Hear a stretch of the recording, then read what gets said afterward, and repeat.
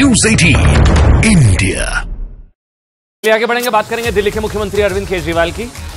और आज अरविंद केजरीवाल ने ईडी का छठा समन, सिक्स्थ समन ठुकरा दिया। छठा समन, पूछताछ के लिए ईडी ऑफिस नहीं गए और अरविंद केजरीवाल बार बार ईडी के समन्स पर पेश क्यों नहीं होते हैं ना। आपने देखा कभी विपश्यना, कभी चुनाव प्रचार।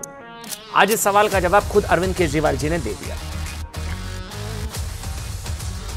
ईडी को बंद कर दें और पीएमएलए को खत्म कर दें तो शायद आधी बीजेपी छोड़ के दूर चली जाएगी, क्योंकि आधे नेता बीजेपी छोड़ के चले गए। केवल एक ही एजेंसी है जो ये जो सारा बीजेपी की तरफ जा रहे हैं लोग, उसका कारण केवल पीएमएलए सेक्शन 45, पीएमएलए सेक्शन 45 उड़ा दीजिए अभी और देखिए जितना तांता बीजेपी की तरफ लगा हुआ ये सारा खत्म हो जाएगा। कोई बीजेपी ज्वाइन। अब देखिए, ईडी ने 14 फरवरी को सिक्स्थ समन भेजा था, छठा, और 19 को उन्हें बुलाया गया था। इस बार भी अरविंद केजरीवाल नहीं पहुंचे। सेक्शन 45 का उन्होंने जिक्र किया। अरविंद केजरीवाल ने कहा कि अगर ईडी और पीएमएलए की धारा 45 को खत्म कर दें तो आधी बीजेपी पार्टी छोड़कर चली जाएगी। आखिर ये सेक्शन 45 जो है ना, पीएमएलए, जिसका जिक्र अभी अरविंद केजरीवाल ने किया, ये क्या है जिसका जिक्र अरविंद केजरीवाल बार बार कर रहे हैं? कैसी पीएमएलए के सेक्शन 45 की वजह से अरविंद केजरीवाल ईडी के समन्स पर हाजिर नहीं हो रहे हैं? कैसी पीएमएलए सेक्शन 45 की वजह से खुद को आम आदमी कहने वाले आम आदमी पार्टी के मुखिया, कट्टर ईमानदार अरविंद केजरीवाल जी कभी विपश्यना, कभी चुनाव प्रचार, कानूनों के सवालों का जवाब देने के लिए उनके पास टाइम नहीं है। बीजेपी कहती है कि वो भाग रहे हैं, कानून से भाग रहे हैं।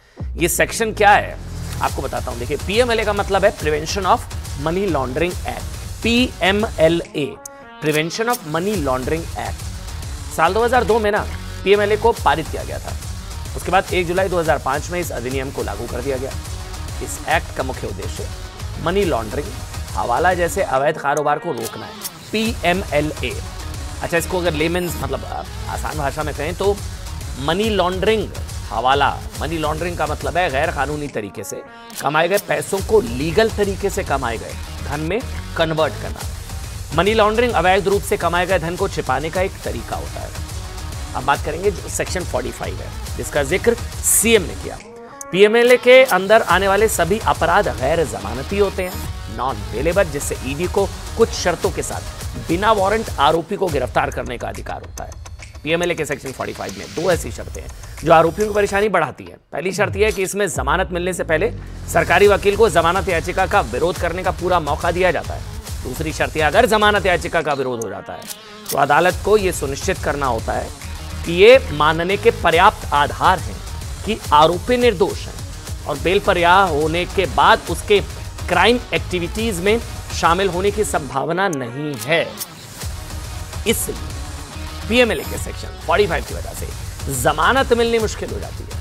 अरविंद केजरीवाल को पता है कि अगर वो इस सेक्शन के तहत अगर वो अंदर गए तो उनका बाहर आना मुश्किल हो जाएगा। और इसी तरह से कई नेता हैं जिनको बेल नहीं मिल रही है और अलग अलग मामलों में वो गिरफ्तार हो चुके हैं। देश नहीं झुकने देंगे। में इतना ही, सब बात